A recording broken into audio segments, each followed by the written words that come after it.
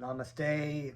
My name is Janapati Das, and welcome to Krishna Katha, Krishna book reading. Please accept my respects, everyone.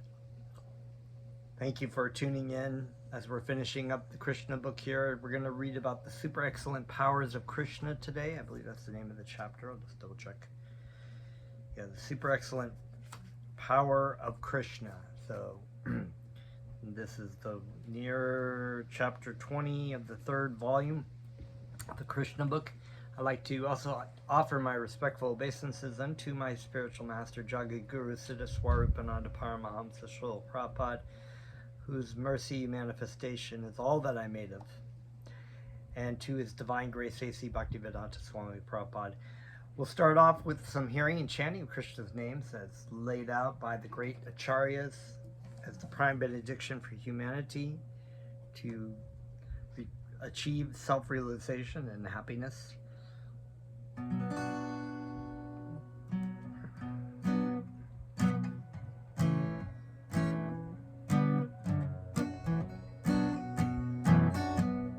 Namo Siddha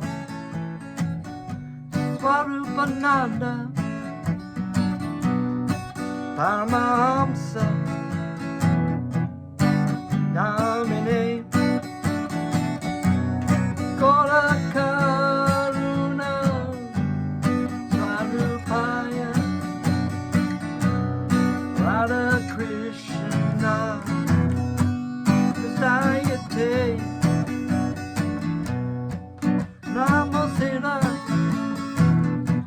Swarupananda Paramahamsa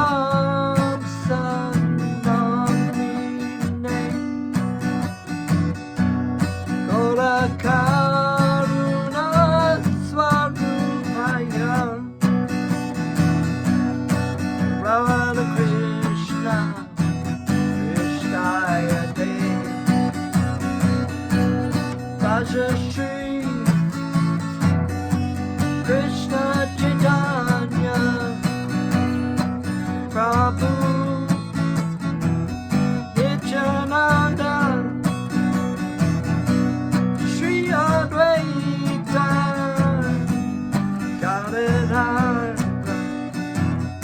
Srivasari Gaur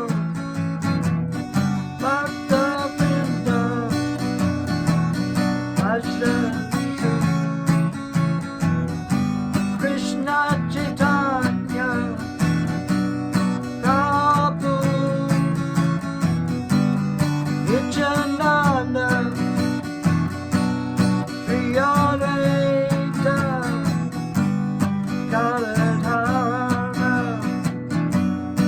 Vasudeva Bhakta Vrinda Haribo Nitago Nitago Haribo Haribo Haribo Nitago Nitago Haribo Haribo Nitago Nitago Haribo Haribo Nitago, Nitago, Haribo.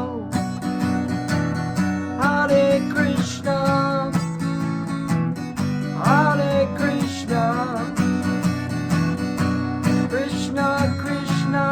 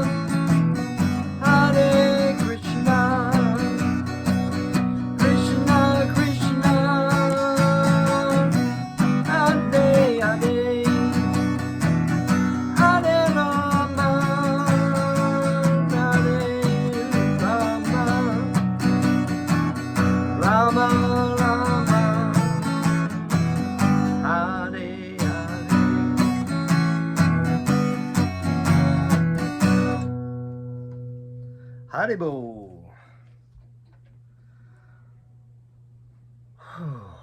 Om Namo Bhagavate Vasudevaya. I was born in the darkness, ignorance, and my spiritual master opened my eyes with the torch of knowledge. I offer my respectful obeisances unto him. Haribo. So, continuing on with our Krishna stories, we had just finished with the very exciting story about the deliverance of Lord Shiva and the foolishness of demons who touched their own head when instructed by, bewildered by the Supreme Personality of Godhead. And demons are very much bewildered by the inconceivable potencies of Sri Krishna. Even Lord Shiva, who's such a highly developed, almost as high as Lord Vishnu, extremely elevated devotee of Krishna, is bewildered, tricked by demons.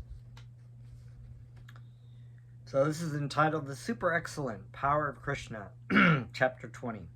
Long, long ago, there was an assembly of great sages on the bank of the river Saraswati, and they performed a great sacrifice of the name Satrayajna. In such assemblies, the great sages present usually discuss Vedic subject matters and philosophical topics. And in this particular meeting, the following question was raised. The three predominating deities of this material world, namely Lord Brahma, Lord Vishnu, and Lord Shiva, are directing all the affairs of this cosmos, but who among them is the supreme? So now I think I brought this story up. This is why I always remember these things in subsequent, because they're right near them. Chapters are near the other chapters. So this story, we discussed it last time about who is going to be the most munificent, right? Who is the supreme? After much discussion on this question, the great sage named, these glasses are not very powerful, Brigu, who is the son of Lord Brahma, was deputed to test all three predominating deities and report to the assembly as to who is the greatest. Being thus deputed like sent out, right? Like a deputy. The great sage Brigamuni first of all went to his father's residence in Brahmaloka. The three deities are the controllers of the three material qualities, namely the qualities of goodness, passion, and ignorance. So, generally speaking, Lord Vishnu is the manifestation of the mode of goodness. Lord Brahma, being a creator god, is the manifestation of the mode of passion, and Lord Shiva is the mode of ignorance. Although it's important to note that Lord Shiva and Lord Brahma are highly elevated devotees, so that even though they have these qualities and generally represent those qualities, they themselves are not greatly affected by them. The three deities are the controllers of the three material qualities, namely the qualities of goodness, right? Satya, passion, rajas, and ignorance, tamas.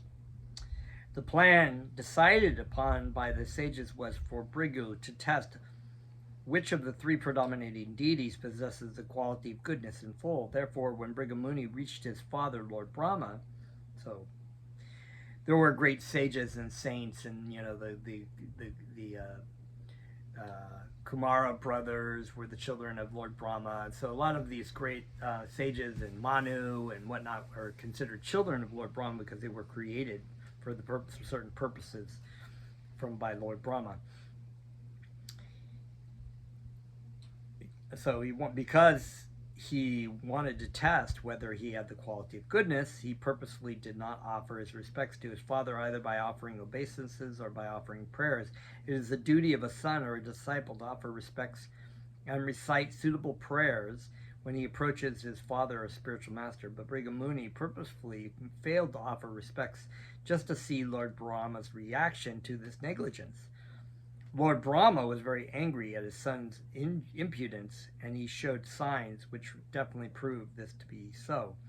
He prepared to condemn Brigu by cursing him, but because Brigu was his son, Lord Brahma controlled his anger with his great intelligence. This means that although the quality of passion was prominent in Lord Brahma, he had the power to control it. There we go. Lord Brahma's anger and his controlling his anger are likened to fire and water. Water is produced from fire, but at the same time fire can be extinguished with water. Similarly, although Lord Brahma was very angry due to his quality of passion, he could still control his passion because Brigamuni was his son. After testing Lord Brahma, Brigamuni went directly to the planet of Kalisha, where Lord Shiva resides. Brigamuni happened to be Lord Shiva's brother. So there we go, because Lord Shiva was also created from Lord Brahma. Actually, when Lord Brahma got angry, and I believe it was in the sense that I have to look this one up, but I believe that Lord Brahma became lustful for his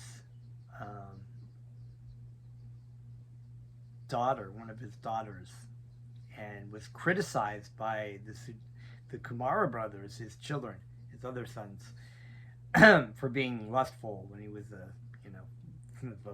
this sort of incestuous situation. And Lord Brahma got really angry, and that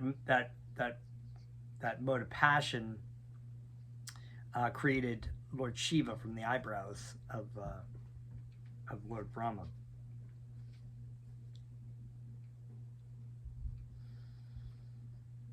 Okay, so therefore, as soon as Brigamuni approached, Lord Shiva became very glad and personally rose to embrace him. But when Lord Shiva approached, Brigamuni refused to embrace him. "My dear brother," he said, "you are always very impure. Because you smear your body with ashes, you are therefore not very clean. Please do not touch me." When Brigamuni refused to embrace his brother, saying that Lord Shiva was very impure, the latter became very angry with him. It is said that an offense can be committed either with the body or with the mind or by speech. Brigamuni's first offense committed towards Lord Brahma was an offense with his mind. The second offense committed towards Lord Shiva by insulting him, criticizing him for unclean habits, was an offense by speech. Because the quality of ignorance is prominent in Lord Shiva, when he heard Briga's insult, his eyes immediately became red with anger. With uncontrollable rage, he took up his trident and prepared to kill Brigamuni. At that time, Lord Shiva's wife, Parvati, was present. Her personality is a mixture of the three qualities, therefore she is called Trigunamayi. In this case, she saved the situation by evoking Lord Shiva's quality of goodness. She fell down at the feet of her husband, and with her sweet words, she talked him out of killing Brigamuni. After being saved from the anger of Lord Shiva, Brigamuni went directly to the planet of Swetadweep, where Lord Vishnu was lying on the bed of flowers, accompanied by his wife, the goddess of fortune, who was engaged in massaging his lotus feet. There, Brigamuni purposely committed the greatest sin by offending Lord Vishnu by his bodily activities. The first offense committed by Brigamuni was mental, the second offense was vocal, and the third offense was corporal. These different offenses are progressively greater in degree. An offense committed within the mind of a positive offense is a positive offense. The same offense committed verbally is comparatively more grave, and when committed by bodily actions, it is superlative in offensiveness. So Brigamuni committed the greatest offense by touching the chest of the Lord with his foot in the presence of the goddess of fortune. Of course, Lord Vishnu is all merciful. He did not become angry at the activities of Brigamuni because Brigamuni was a great Brahmana. A Brahmana is to be excused even if he sometimes commits an offense, and Lord Vishnu set the example. Yet it is said that from the time of this incident, the goddess of fortune, Lakshmi, has not been very favorably disposed towards the Brahmanas. So Lakshmi was not happy about that. You kicked my lord's chest, or you touched my lord's chest with your foot.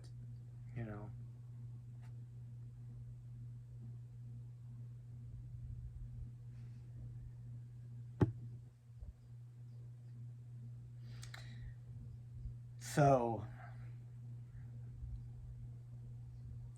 Lakshmi has not been very favorably disposed towards the Brahmanas, and therefore, because the goddess of fortune withholds her benediction from them, the Brahmanas are generally very poor.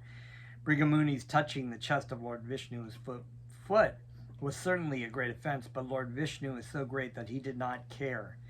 The so-called Brahmanas of the Kali Yuga are sometimes very proud that they can touch the chest of Lord Vishnu with their feet, but when Brigamuni touched the chest of Lord Vishnu with his feet, it was different, because although it was the greatest offense, Lord Vishnu, being greatly magnanimous, did not take it very seriously. Instead of being angry or cursing Brigamuni, Lord Vishnu immediately got up from his bed along with his wife, the goddess of fortune, and offered respectful obeisances to the Brahmana. He addressed Brigamuni as follows: "My dear Brahmana, it is a great blessing for me that you have come here. Please, therefore, sit down on this cushion for a few minutes. My dear Brahmana, I am very sorry that when you first entered I could not receive you properly. It was a great offense on my part, and I beg you to pardon me.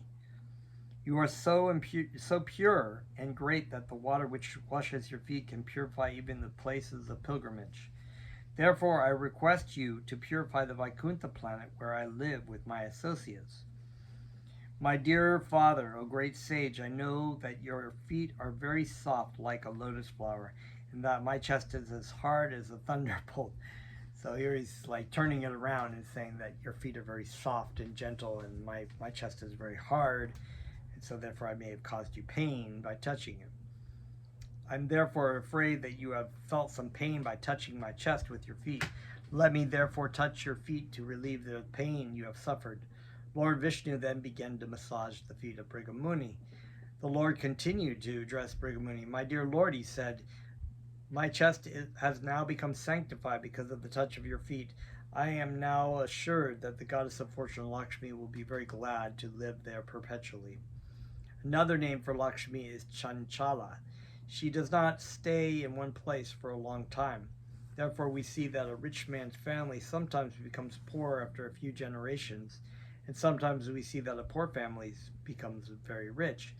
Lakshmi, the goddess of fortune, is Chanchala in this material world, whereas in the Vaikuntha planets, she eternally lives at the lotus feet of the Lord.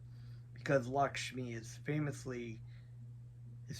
as Chanchala, Lord Narayan indicated that she might not have been living perpetually by his chest, but because his chest had been touched by the feet of Brigamuni, it was now sanctified, and there was no chance that the goddess of fortune would leave. Brigamuni, however, could understand his position and that of the Lord, and he was struck with wonder at the behavior of the Supreme Personality of Godhead. Not what he was expecting after the first two. Yeah, Krishna's all-knowing.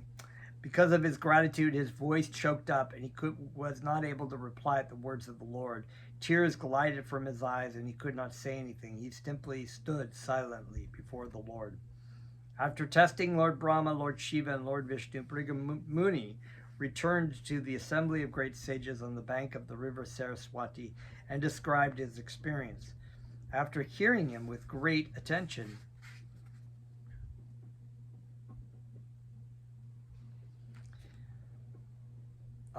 the sages concluded that of all the predominating deities, certainly Vishnu is situated in the mode of goodness in the highest degree. In the Srimad Bhagavatam, these great sages are described as Brahma Vadinam. Brahma Vadinam means those who talk about the absolute truth but have not yet come to a conclusion. Generally, Brahmavadi refers to the impersonalists or to those who are students of the Vedas. It is to be understood, therefore, that all the gathered sages were serious students of the Vedic literature but had not come to definite conclusions as to who is the supreme absolute personality of Godhead. So that's a very important point, which was one thing I was kind of trying to figure out. Like, why would they want to be testing this if they already were great sages? But obviously, many of them are not fully versed in the science of bhakti. And so, after hearing of Brigamuni's experience in meeting all the three predominating deities, Lord Shiva, Lord Brahma, and Lord Vishnu, The sages concluded that Lord Vishnu is the supreme truth, the personality of Godhead. It is stated in the Srimad Bhagavatam that after hearing the details from Brigamuni, the sages were astonished because although Lord Brahma and Lord Shiva were immediately agitated, Lord Vishnu, in spite of being kicked by Brigamuni, was not agitated in the least. The example is given that small lamps may become agitated by a little breeze, but the greatest lamp or the greatest illuminating source, the sun, is never moved, even by the greatest hurricane. One's greatness has to be estimated by one's ability to tolerate provoking situations.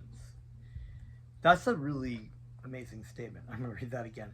One's greatness has to be estimated by one's ability to tolerate provoking situations. So, as a Vaishnava and as a devotee of Krishna, it's very important to remember that we should always be lower than the straw on the street, and that even if people are attacking us or saying things about us, we need to tolerate our mind's tendency to want to react to that situation.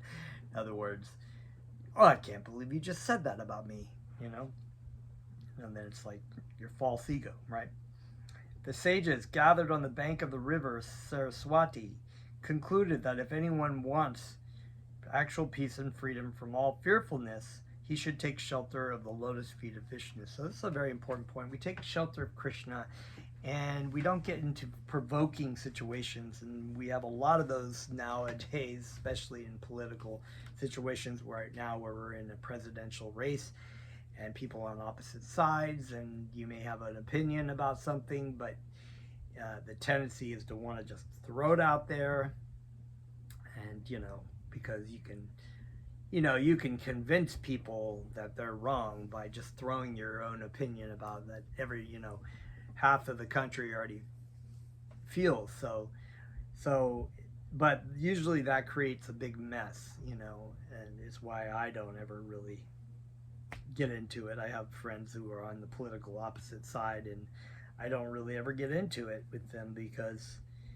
it's just a waste of time. It doesn't help them spiritually in any way, and it's not really my thing to do. So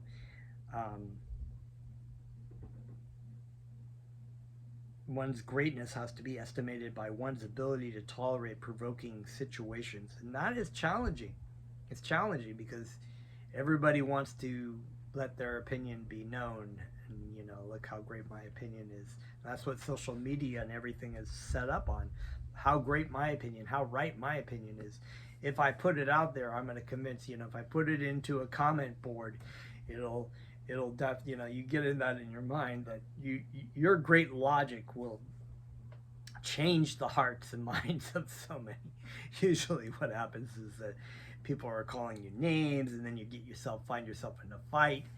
So it's really just a waste of time. You shouldn't, you help people and be compassionate about people, because all living entities are children of God, and all living entities are lost in the material world, and they are illusioned in thinking that they are their bodies and minds, and therefore the situation is not to be getting into provoking situations, it's actually to be compassionate to other people and try to help people spiritually as much as you can.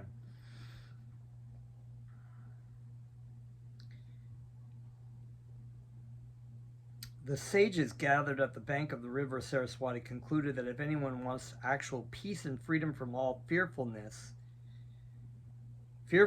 right, he should take shelter of the lotus feet of Vishnu. This is one of the attributes in the Bhagavad Gita, the chapter 16 of divine and demoniac nature, is fearlessness is a divine nature. And the fearless one is the one who takes shelter of Krishna. So there is no fear. There is no fear. There's no fear of what people think about you, what they say about you, what's going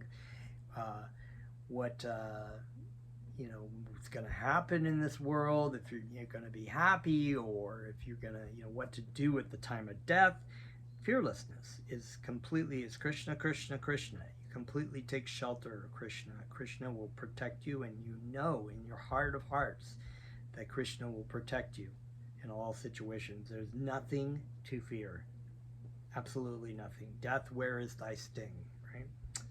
If the Lord Brahma and Lord Shiva lost their peaceful attitude upon a slight provocation, how could they maintain the peace and tranquility of their devotees? So they figured that out. They're like, okay, Lord Brahma didn't get respect from his son. Lord Shiva was insulting him by saying, I don't want to hug you because you're dirty and you're filthy and you're not beyond me. And yeah, it was like, okay. But Lord Vishnu knew. It was not reacted, but actually turned it around and made it look like it was his fault that he was so sinful in the presence of this great devotee. So that's a very important point. How can you maintain peace and tranquility, just even peace of mind, when you are engaged in in the situation that we're talking about, a political debate? It's agitating your mind, and you go back and forth with people, and you're just like, it's in your mind. And this is how social media loves that, because they get their sponsors to sell stuff to you by your agitation and consistency of putting your little squirrely opinions on these things and getting in fights with people, and they actually provoke people with that. they pump that up because they know they can make money off you. So it's and what do you win out of that? You lose your peace and tranquility. You're agitated and you're angry, and this anger just bubbles up, and you live in this life, the crazy, and you find yourself in the mode of passion or mode of ignorance. You find yourself doing things, here in Hawaii, there was a situation of anger, 4 people got shot. Recently, anger of a 14-year-old in Georgia who shot other kids in the school.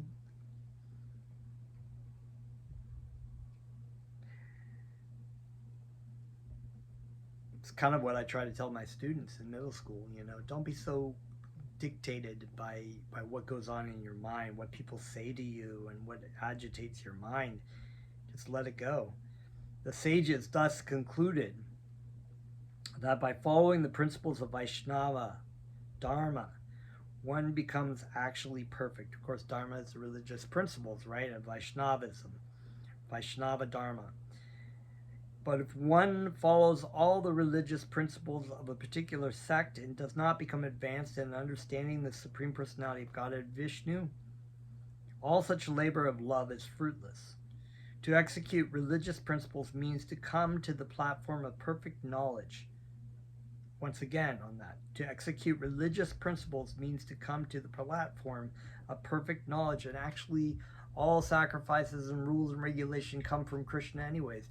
No matter where they are, what they are, and what they have to do with, they eventually help a person come to elevate to this platform of perfect knowledge. Some ways are much longer and more indirect, and some ways are more direct and more shorter. And the Sankirtan Yajna, or Sankirtan sacrifice, is the most direct means to attain this platform of perfect knowledge. The chanting of Krishna's names, because Krishna's names is Krishna, is non-different than Krishna.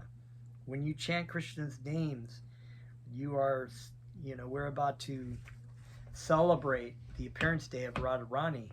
And Radharani is the embodiment of love for Krishna. She is higher than actually Krishna herself, because Krishna is enamored by love for Krishna. That is why Radha Krishna came together as Lord Chaitanya Mahaprabhu, because Krishna wanted to taste this love for Krishna. If one comes to the platform of perfect knowledge, then he will be disinterested in material affairs. Perfect knowledge, yes. why eat the chewed of the chewed, you know? Like, why eat a pile of shit when you could have this, you know, perfect knowledge, you know? Why do you want like imperfect knowledge or a relative knowledge of the world? Waste your time trying to study about different political. I'm really on that right now because in the U.S. we're in the middle of a major political, and presidential elections are so major, and they're so just completely vile and disgusting. I don't even like to read anything about what goes on because people get so caught up in the sociopaths of the political systems.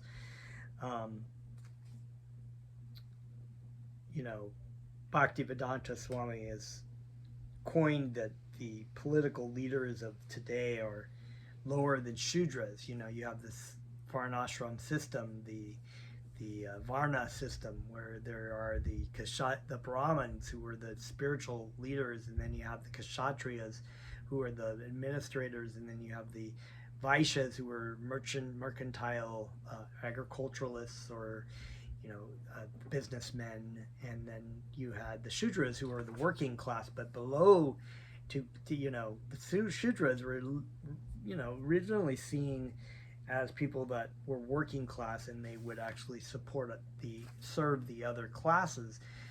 But to be lower than a Shudra, and that's our political leaders right now. Self-serving, selfish, a-holes. They are liars. They're all liars. As my spiritual master would once said, that politics is the last refuge for scoundrels. So this is so true. So that that's as far as I'm going to go without saying, who I'm supporting or whatever.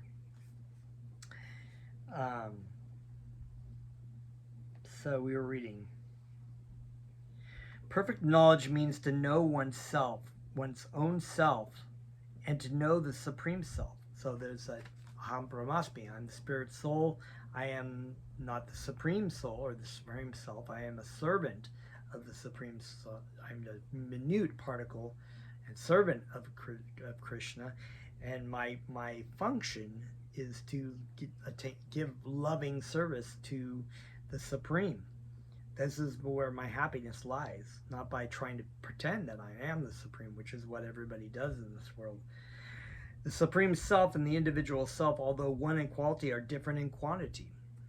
Right? We're the same quality, spiritual in essence, but we are not the Supreme. We're not the large fire. We're the spark of the fire. And so this is, we've gone over chapters here, especially the prayers by the personified Vedas, that we're describing the fallacies of the impersonal or Mayavadi philosophy of monists, or I am goddess, who believe that everyone is God.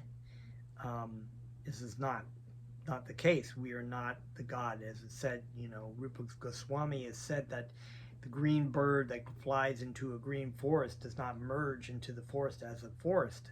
It still remains green. It may appear green like the forest, but it still has its individuality. And if you go into the forest, you see the diversity, and it doesn't mean that everything is just trees, right? There are bugs and birds and people living in there, and snakes and different kinds of things. They may all be green or whatever, but they're not the same thing. So that's the difference. This analytical understanding of knowledge is perfect. Simply to understand I am not matter, I am spirit, is not perfect knowledge. So that's a pretty powerful first step, though, to say Aham Brahmasmi. I am not my body. I'm not my. A lot of people think that this is me.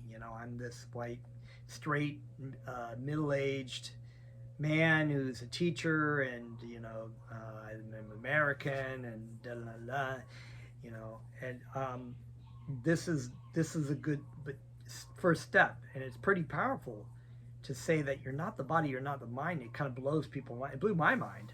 It was like, wow, that's a relief, because you get older and you think, oh, what's going to happen to me? So that's not perfect knowledge. But the analytical understanding of knowledge, spiritual knowledge, is perfect. So that's the first step of knowing essence, position, and function of the living entity.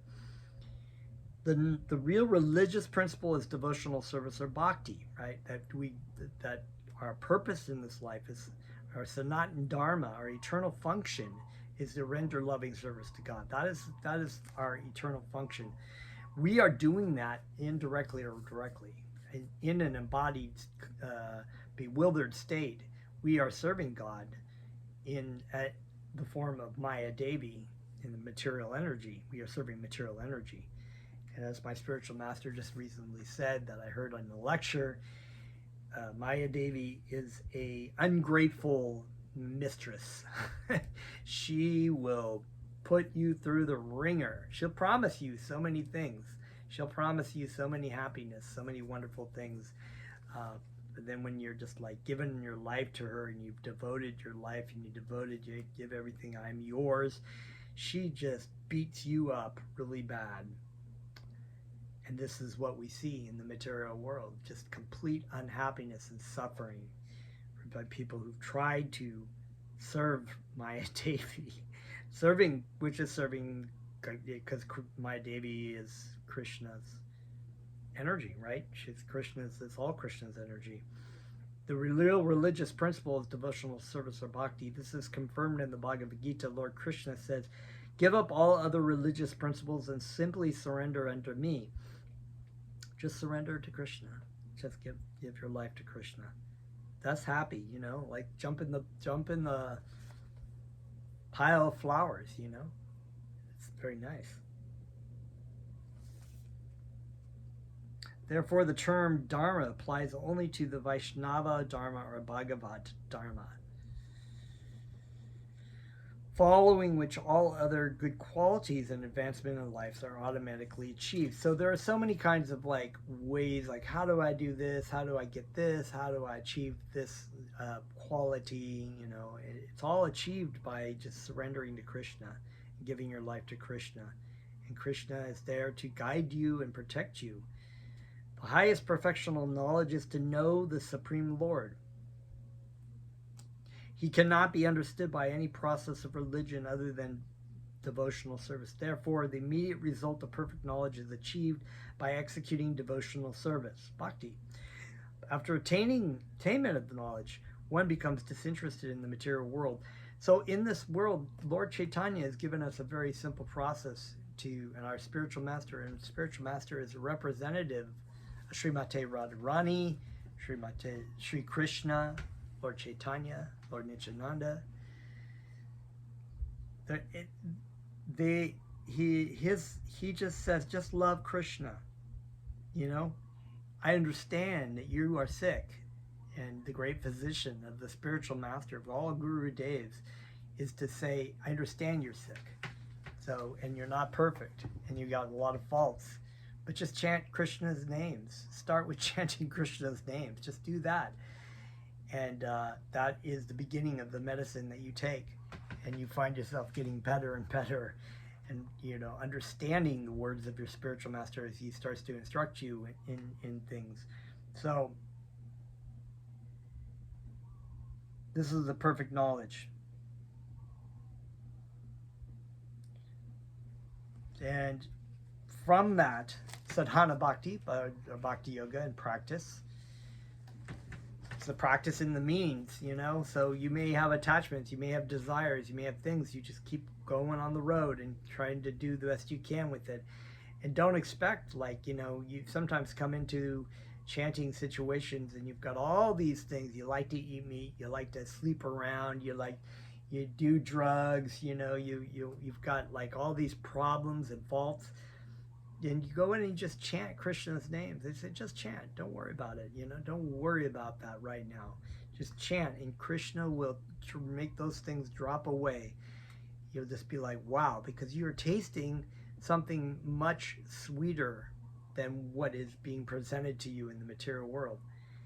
And it's this come to Jesus kind of thing, It's like, same thing, because Jesus was a great devotee of Vaishnava, of Krishna.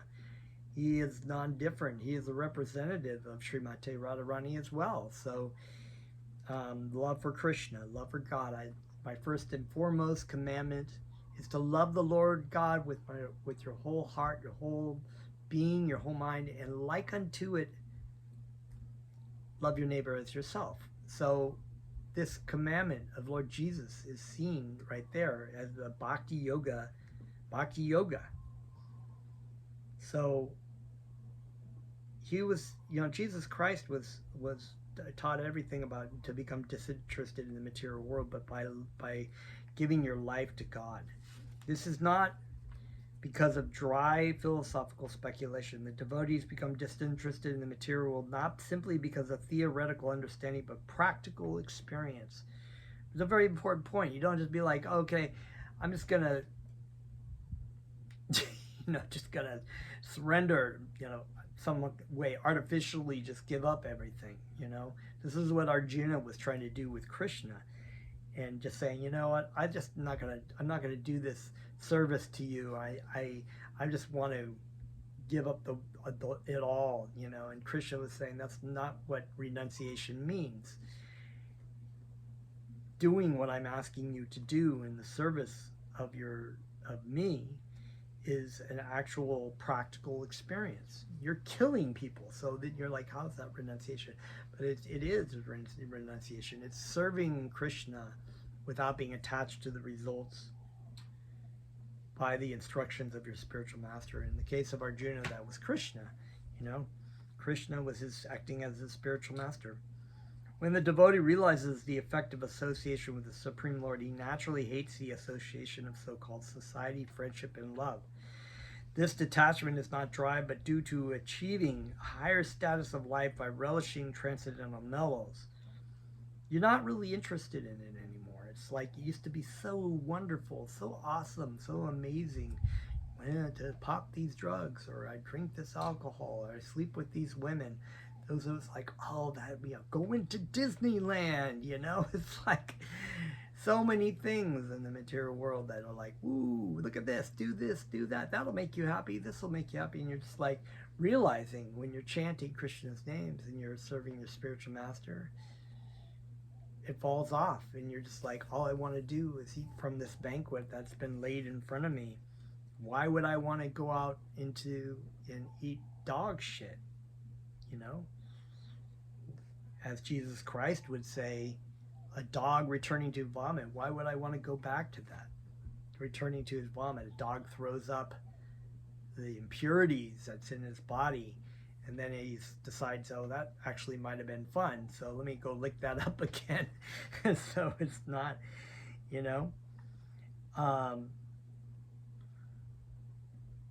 this detachment is not dry, but due achieving a higher status of life by relishing transcendental mellows, having a taste, a real taste. It's not a philosophical idea. It's not a concept. It's an actual experience. Bhakti yoga is an experience. The science of self-realization is experience. Experiencing and tasting and understanding and having the vision by the mercy of your spiritual master to see exactly what is going on around you and who you are and what your real purpose is. It's amazing. It is further stated in the Srimad Bhagavatam that after attainment of such knowledge and detachment from material sense gratification, one's advancement, the 8 opulences attained by mystic yoga practice, namely the anima, lagima, and prapti siddhis, etc., are also achieved without separate effort. The perfect example is Maharaj Ambarisha.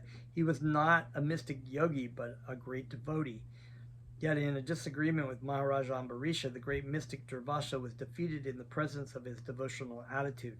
In other words, the devotee does not need to practice the mystic yoga system to achieve power. The power is behind him by the grace of the Lord, just as when a small child is surrendered by a powerful father, all the powers of the Father are behind him. Lord Jesus Christ, once again, people make this big deal out of Lord Jesus Christ because he had this ability to heal people, but it wasn't like he was a great devotee because he could heal people and make people see and help them physically. He was a great devotee because he was a lover of God, and thus seen in his first and foremost commandment. And he had these great abilities. He was a Shaktivesha avatar. He was empowered by God.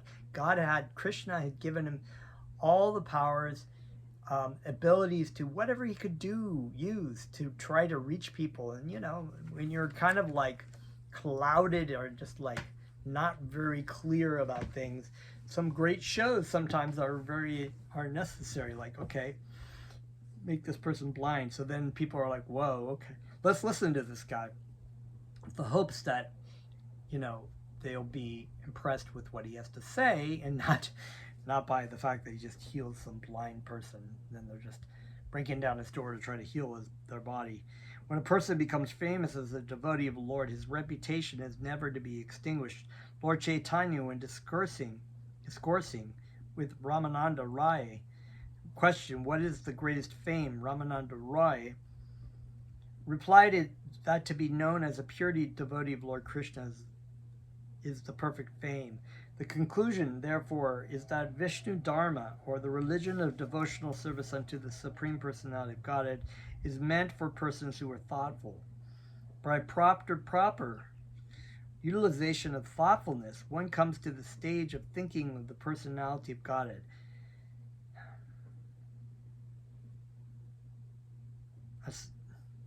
I want to read that again, because that was amazing. The conclusion, therefore, is that Vishnu Dharma, or the religion of devotional service unto the Supreme Personality of Godhead, is meant for persons who are thoughtful. By proper utilization of thoughtfulness, one comes to the stage of thinking of the Supreme Personality of Godhead. This is a wonderful thing about what you hear from your spiritual master, what you read in the scriptures, what you hear in the Lord from your experience in your heart, and comparing it. It's like nothing like anything else. It takes a lot of thought. But spiritual life is being thoughtful. Like, what am I doing?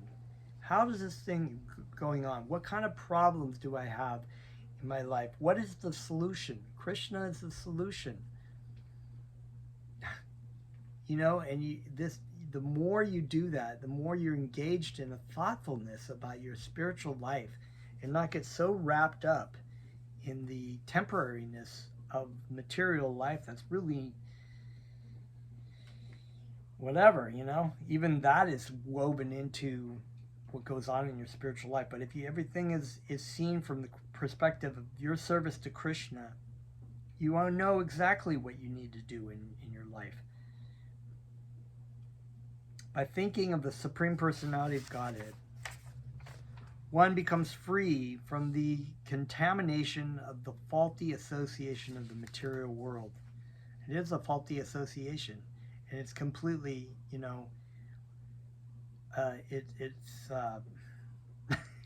don't even know what to say about it. I mean, other than the fact that you're constantly trying to do that sort of like, how do I manipulate my life in this material world to try to get more happiness, or get some happiness, or get enjoyment. And that, instead of being like, how is this good for me spiritually, and thus one becomes peaceful. You're not peaceful in the material world when you're constantly trying to manipulate things, because that's not who you are. You're kind of like going downstream over the waterfall, or maybe upstream for the way you should be going. I don't know. Two analogies of the way to say it. The world is in a disturbed condition because of the scarcity of such peaceful devotees in human society. Why do people like this? Is not a very confusing thing. Why is the world, people ask, why is the world so unpeaceful, so stressful, so in conflict? It's because people are trying to manipulate the material energy in a way that will benefit themselves, and not see that what they are doing is self-centered and selfish and causing great suffering around them. If you're a devotee of Krishna, you're doing everything for Krishna. Everybody is on the same page, when you're doing that. You're trying to find a peaceful solution for human society by serving Krishna. You don't even have to try to achieve that. That was what would happen. And Bhaktivedanta Swami would say, well, in the material world, things are not perfect because things are temporary, but you could have a definitely much more utopian situation or peaceful situation if people surrendered to God. They surrendered to Krishna. And this system would make it that there would not be a scarcity of peaceful devotees. But you know, people have to manipulate and make money, so they have to pretend to people that they are not happy enough, so therefore you have to buy more things. So if people are peaceful, they're not going to buy things, so maybe that wouldn't work in the corporate sort of. Unless one is a devotee, one cannot be equal to all living entities. A devotee is equally disposed towards the animals, the human beings, and all living entities, because he sees every living entity as part and parcel of the Supreme Lord. That's like St. Francis. You know, he lived with the animals. He communicated with the animals. He didn't consider who was up and who was down and who was more elevated and who he should be kissing, you know, the butt of the Pope, or if he should be, you know, he just saw everybody as the same because they were all devotees of God. And the equality that people look for is an external farce. It will never happen. This achievement of equality among the races, among sexes, among whatever it might be. The true equality is that knowing Aham Brahmasmi, I am spirit soul. I am a child of God. I am a servant of God. You too are a child of God. That is the greatest equality. There's no like you're white, I'm black, you're gay, I'm straight, you're tall, I'm short, you're an American, I'm a Russian. It's like those false labels bring true division, and anytime people try to rectify that but still try to keep the false labels of the body on people, they will fail, and they have failed over and over again. There is no equality, there's no true equality, there's no unity unless people understand that they are spiritual entities, children of God. Period.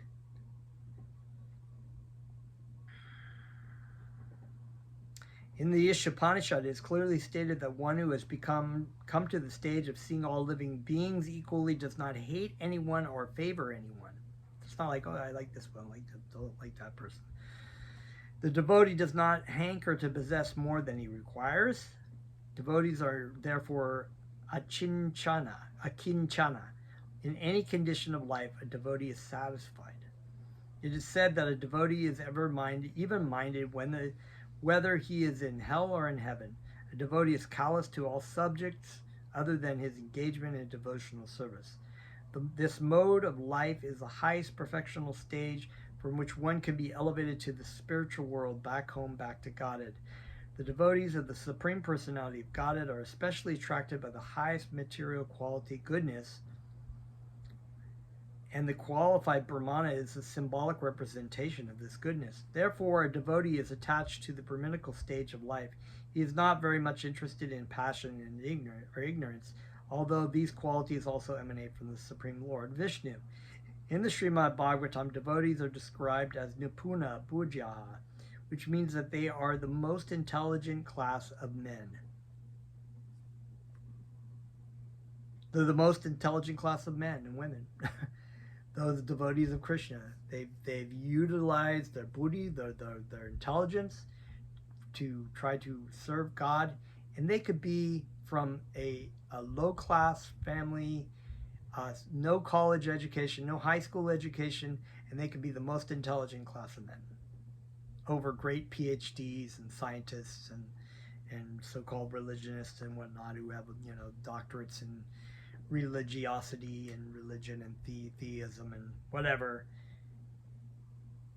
Uninfluenced by attachment or hatred, the devotee lives very peacefully and is not agitated by the influence of passion and ignorance. You know, what is really amazing is in the story, we're talking about the story of St. Francis. St. Francis came in, he didn't know, he was supposed to see the Pope, right, in the story of this history.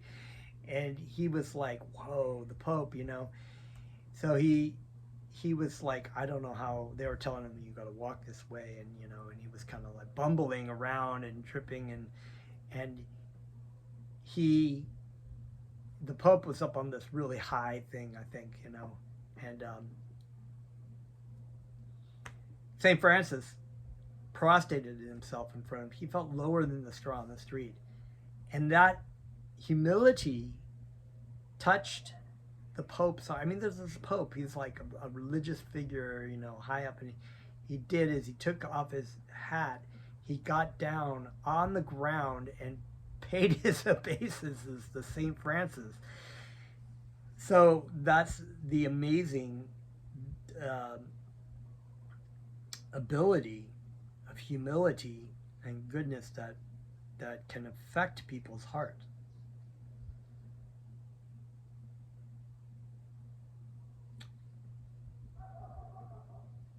Okay, so let's see, where was I? Okay, if it may be questioned here why a devotee should be attached to the qualities of goodness in the material world if he is transcendental to all material qualities, the answer is that there are different kinds of people existing in the modes of material nature. Those who are in the modes of ignorance are called rakshasas. Those who are in the mode of passion are called asuras, and those in the mode of goodness are called shuras, or demigods. Under the influence of the Supreme Lord, these three classes of men are created by material nature, but those who are in the mode of goodness have a greater chance to be elevated to the spiritual world, back home, back to Godhead. So as long as you know, when you're in the mode of goodness, there's no passion, there's no ignorance, there's a clarity of mind you can, you know, people go to hiking and they have these aha moments, you know, they're like, they have spiritual realizations because they're just, it's a mode of goodness, it's peaceful. There are a lot of cases where people go to mode of goodness places and then they don't know what to do with it. They think, oh, I think I'll just drink and have sex and do drugs out here in the forest. And then they're just like back into the mode of ignorance. So this is a great, you know, even though the mode of goodness is not transcendental, it is the best place to lift off into to transcendental mode of goodness. In spiritual life. Thus all the sages who assembled on the bank of the river Saraswati to try to determine who is the supreme predominating deity became freed from all doubts about Vishnu worship. All of them thereafter engaged in devotional service, and thus they achieved the desired result and went back to Godhead. So it's a little long chapter. We got about a while to go on this chapter still. Another 10 pages or so. So I think we will leave off there for today and finish the next one next time. Channel a little bit. Thank you very much.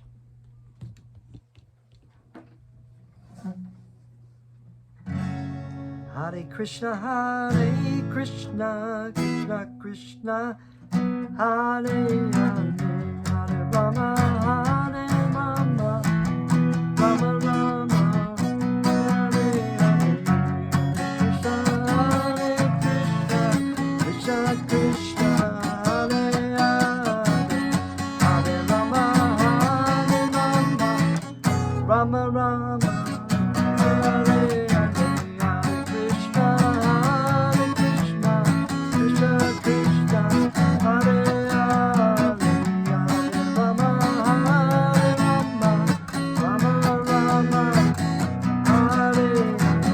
Goranga,